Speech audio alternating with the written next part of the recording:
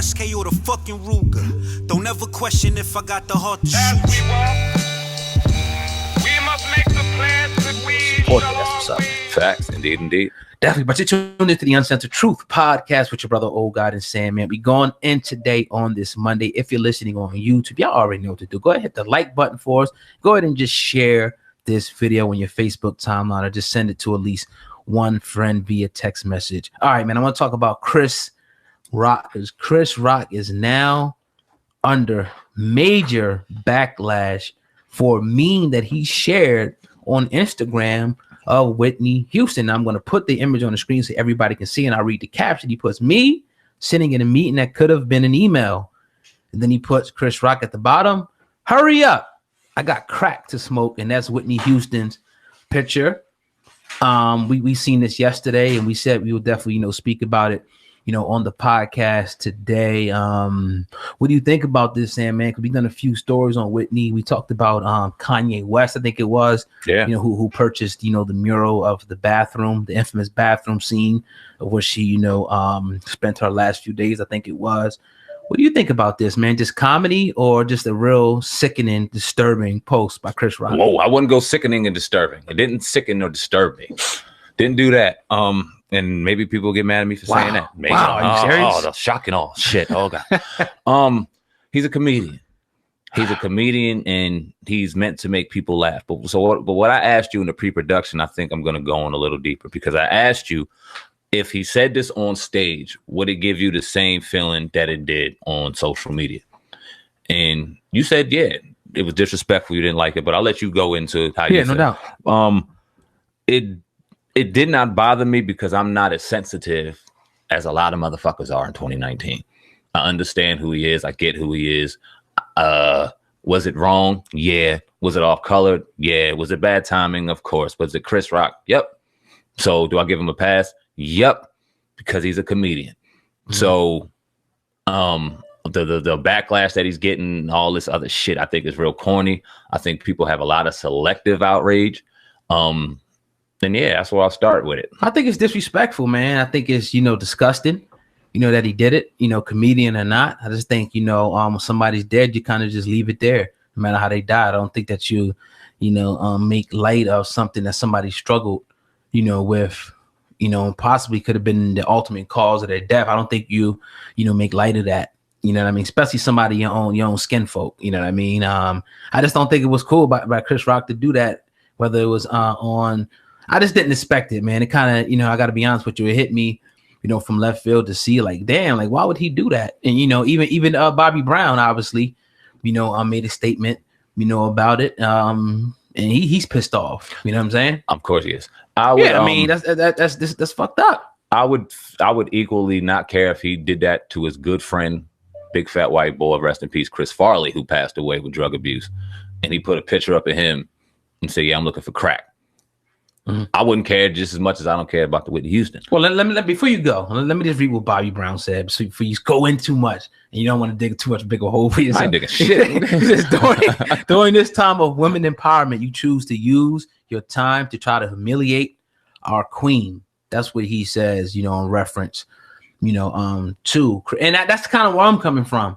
It's almost like, man, like, don't, I get it, you're a comedian and whatnot, and you say a whole bunch of things either way, but for you to, she meant a lot more. She was bigger than just the crack addiction, or, what I mean? She meant a lot more for a lot of people than that. Her music, transcended all of that. So I just think, like, it's a situation where, okay, maybe some people are overreacting, but somebody like Bobby Brown or somebody who's really close to her might just want to punch this dude in the face when they see him, you know what I mean? Or something like that, even my family member, somebody did that to my family member, I would be pissed off, you know what I mean? No matter what they was going through, that's still your family, you still love them. To make a joke of that, I'm just keeping it a buck. Maybe it's a little bit outraged. I'm sure you're gonna have people saying it is. You're gonna have some people, obviously, Chris Rock is receiving a lot of backlash from this. So that's kind of where I stand with it. And I appreciate King Bobby Brown, as his name says on Twitter, addressing him as such.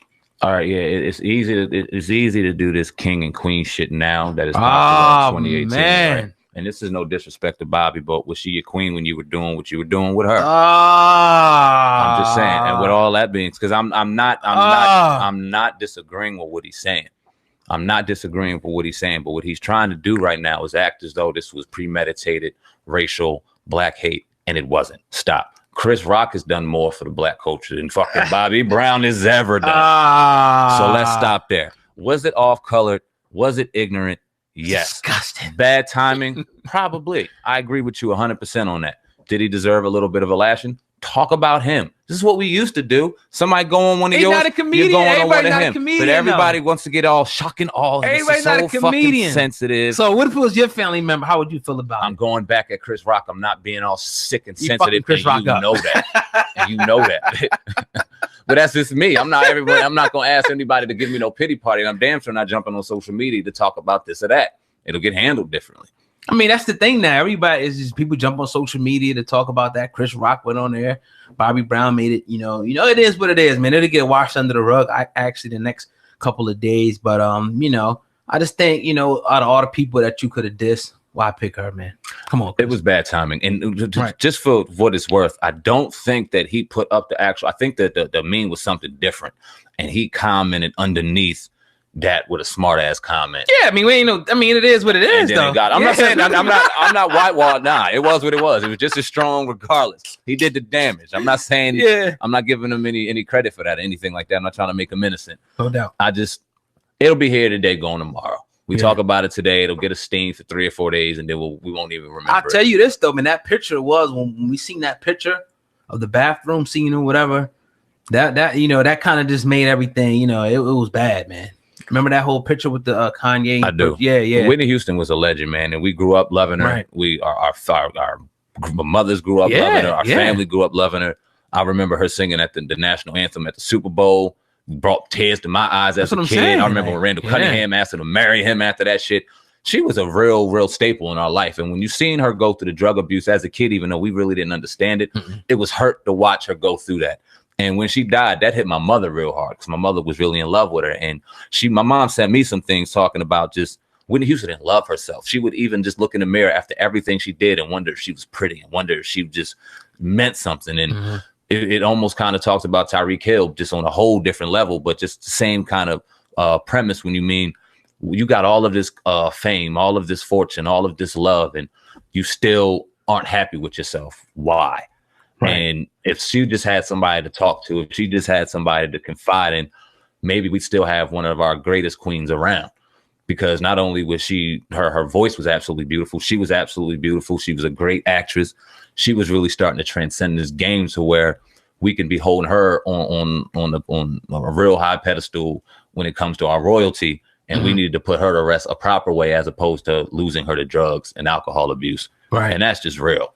Yeah. But when it comes to little jokes and shit, I just think people got to be a little less sensitive. I mean, that is what it is. We figured we'd talk about it, just get the people's reaction on that. I can't wait to read what the people have to say about that. They gonna Yeah. I think that, it's going to go both ways, I think, obviously. But, I can't wait to see the reaction. We love, the engagement of the people. And all we actually do is go ahead and just share the video if you enjoy it. Go ahead and always just hit the like button on whatever video you're watching this on. I'm going to move over to this next story because it not really ties in, but talks about, somebody we grew up, pioneer, director. We found out, a few minutes ago, John Singleton has died at the age of 51. Now, less than 2 weeks after him suffering a massive stroke, he has succumbed, to the stroke. There was a lot of different rumors going around earlier yesterday that he already passed, but now we got the official confirmation of the news, man. And I was just kind of just looking through his movies, and I was just enamored, like, whoa, like I didn't know he did this and this and this, and Boys in the Hood, Poetic Justice, Baby Boy, and Higher Learning you was talking about, man. And sad, to see somebody like this go, simply because what he meant. What I mean? When you talk about movies, you talk about an art form, and he told his message through the movies, man. And appreciative, from being able to watch that. What are your thoughts, though, man, on John Singleton dying at just 51? We lost a pioneer today, man. And when you start really reflecting on it, you'll see.